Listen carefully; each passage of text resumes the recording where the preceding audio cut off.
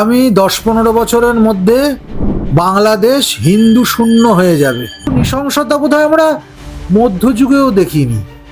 সেই মধ্যযুগের বর্বরতা আবার ফিরে এসেছে বাংলাদেশে।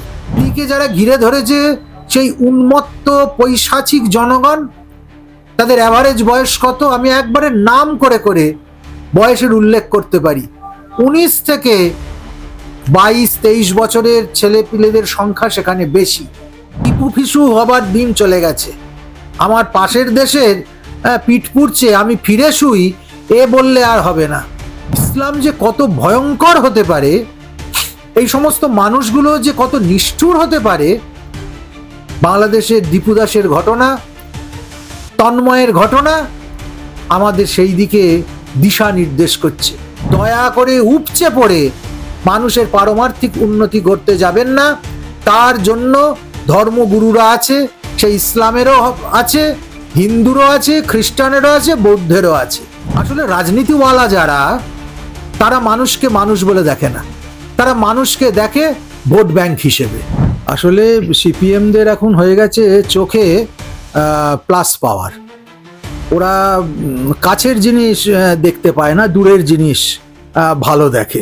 আমরা দেখতে পাচ্ছি বাংলাদেশের সংখ্যালঘুদের উপর অবিরাম অত্যাচার চলছে। দীপু দাসকে দেখলাম পিটিয়ে পুড়িয়ে হত্যা করা হলো, পরবর্তীতে অমৃত দাস তাকেও কিন্তু গণপিটুনিতে হত্যা করা হলো। কি বলবেন, হিন্দুদেরকে যে নিধন চলছে বাংলাদেশে, এখনো সে একই রকম ভাবে চলে যাচ্ছে, কি বলবেন? আগামী 10-15 বছরের মধ্যে বাংলাদেশ হিন্দু শূন্য হয়ে যাবে। একটি হিন্দুরও বাংলাদেশে আর থাকা হবে না। কেননা একটা গণপ্রজাতন্ত্রী দেশ, একটা সাধারণ রাষ্ট্র যে উপায়ে একটি ইসলামিক রাষ্ট্র হয়, বাংলাদেশের চরিত্রে তার সবকটা দৃষ্টান্ত প্রকট হয়ে উঠেছে। আমরা যদি পৃথিবীর ইতিহাস ঘেঁটে দেখি তাহলে বুঝতে পারবো যে কেমন করে একটা ইসলামিক দেশ একটা ইসলামিক দেশে পরিণত হয়ে যায়। বাংলাদেশ ঠিক সেই পথে হাঁটছে।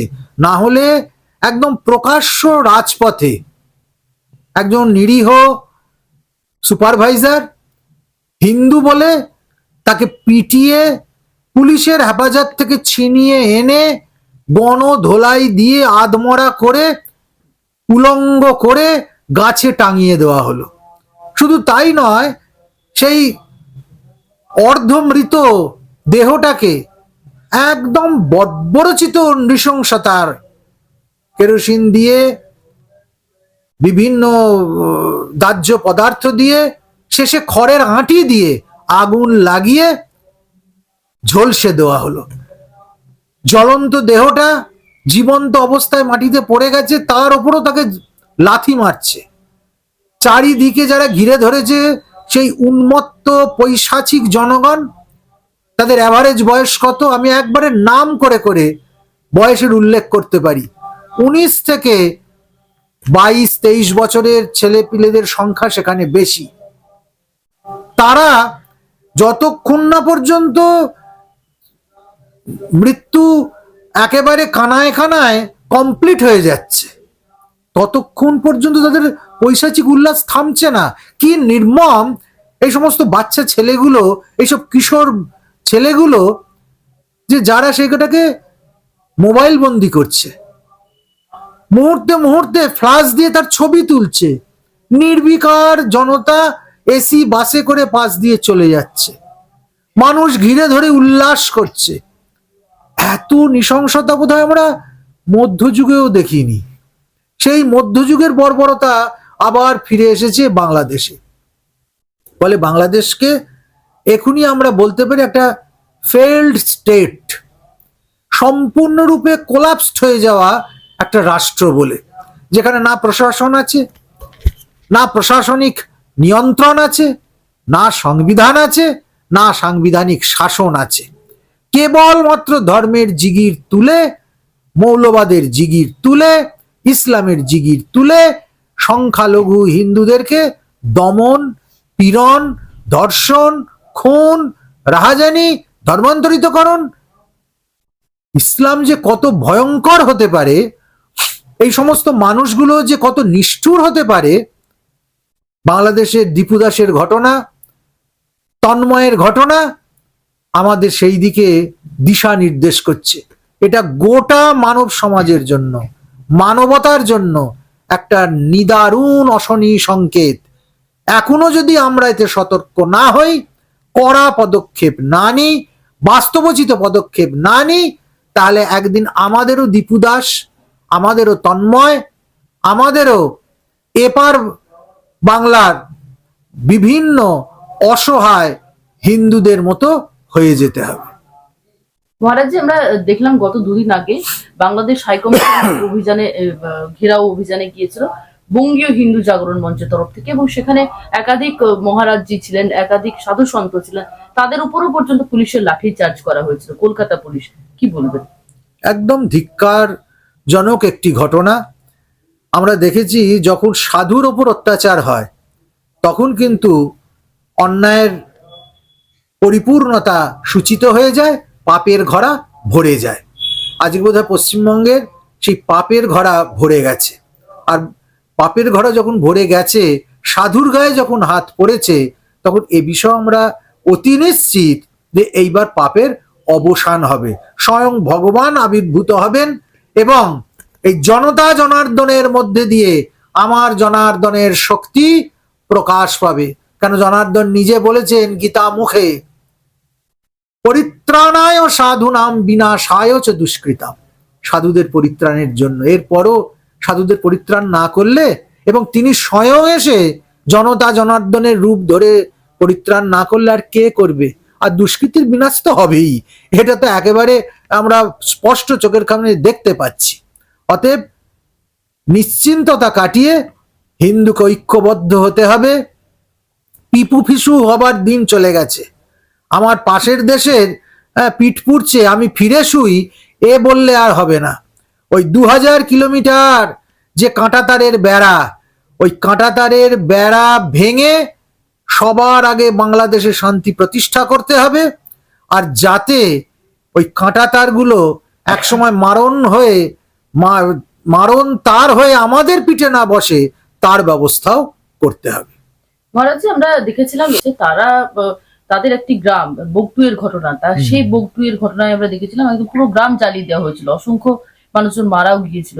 এই যে ঘটনা, কোথাও গিয়ে বাংলাদেশে সংখ্যালঘু হিন্দু থেকে শুরু করে তারা যেমন অত্যাচারিত হচ্ছে, এই রাজ্য সংখ্যালঘুরা কি অত্যাচারিত হচ্ছে বলবেন? নিশ্চিতভাবে সারা পৃথিবী জুড়ে সংখ্যালঘুদের উপর আক্রমণ হচ্ছে। মানুষ যেখানেই সংখ্যালঘু হয়ে যাচ্ছে, সংখ্যাগুরুরা তার উপর আক্রমণ ছানাচ্ছে। তার নেপথ্যে থাকছে রাজনৈতিক পালাবদল, ক্ষমতা বিকেন্দ্রীকরণ, ভোটের অঙ্ক এবং মানুষকে মানুষ না ভেবে সংখ্যাতত্ত্ব ভাববার একটা চরমতম ঔদ্ধত্য। আসলে রাজনীতিওয়ালা যারা, তারা মানুষকে মানুষ বলে দেখে না, তারা মানুষকে দেখে ভোট ব্যাংক হিসেবে, তারা মানুষকে দেখে সংখ্যা হিসেবে। যবে থেকে এই ধর্ম আর রাজনীতির মেলামেশা, এই অবৈধ মেলামেশা শুরু হয়েছে, তবে থেকেই কিন্তু এই সামগ্রিক পরিস্থিতির অবনতি শুরু হয়ে গেছে। স্বভাবতই আমি পরামর্শ দেব যে যারা রাজনীতি করছেন, রাজনীতির আঙিনায় ধর্মকে টেনে নিয়ে আসবেন না। রাজনীতি নেতা, দেশ নেতা, প্রশাসনিক প্রধান, বিভিন্ন হর্তা কর্তা বিধাতা, আপনাদের ক্ষমতা নিয়ে ক্ষমতার অলিন্দে নিশ্চিন্তে থাকুন। স্বাস্থ্য আছে, শিক্ষা আছে, বেকারত্ব আছে, প্রশাসন আছে, যেগুলো করলে মানুষের ইহজাগতিক জীবনের উন্নতি হয়, সেই দায় এবং দায়িত্ব দিয়েই আপনাদেরকে ওই পদে জনগণ বসিয়েছে। আপনাদের ওপর জনগণের পারলৌকিক উন্নতির, পারমার্থিক উন্নতির, পরাজাগতিক উন্নতির কোনো দায় চাপানো হয়নি। দয়া করে উপচে পড়ে মানুষের পারমার্থিক উন্নতি করতে যাবেন না। তার জন্য ধর্মগুরুরা আছে, সেই ইসলামেরও আছে, হিন্দুরও আছে, খ্রিস্টানেরও আছে, বৌদ্ধেরও আছে। অতএব রাজনীতির নেতারা ধর্মগুরু সাজার অপপ্রয়াস বন্ধ করলে আমার মনে হয় মানুষের দুর্গতির অবসান হবে। মহারাজজি, বাংলাদেশের ঘটনায়, বাংলাদেশের হিন্দু নিধনের ঘটনায় বিভিন্ন রাজনৈতিক দল যেমনটা করছে, আপনারা মহারাজরা, সাধু সন্তরা, তারা প্রতিবাদ জানাচ্ছেন। কিন্তু এই রাজ্যের বাম যারা বা সিপিএম যারা রয়েছেন তারা গাজা প্যালেস্তাইনের ঘটনায় আমরা দেখেছি বারে বারে রাস্তায় নামে, কিন্তু বাংলাদেশের এই যে হিন্দু নিধন এই বিষয়টি খুব বেশি আমরা দেখতে পাচ্ছি না তারা প্রতিবাদ করছে সামাজিক মাধ্যম ছাড়া বা এক দুটো মিছিল মিটিং ছাড়া। কি বলবেন? আসলে সিপিএমদের এখন হয়ে গেছে চোখে প্লাস পাওয়ার। ওরা কাছের জিনিস দেখতে পায় না, দূরের জিনিস ভালো দেখে। আর আমাদের ঘরে হিন্দুদের ওপর অত্যাচার ওদের চোখে পড়ে না। গাজায় কি হচ্ছে, প্যালেস্তাইনে কি হচ্ছে, তখন হাতে সুন্দর করে সেজে গুজে হাতে একটা করে মোমবাতি নিয়ে রাস্তায় বেরিয়ে পড়বে। হ্যাঁ, রাত দখল করবে, দিন দখল করবে, নানান কাণ্ড করবে। আসলে এটা ওদের দোষ নয়। আসল দোষ হচ্ছে কি,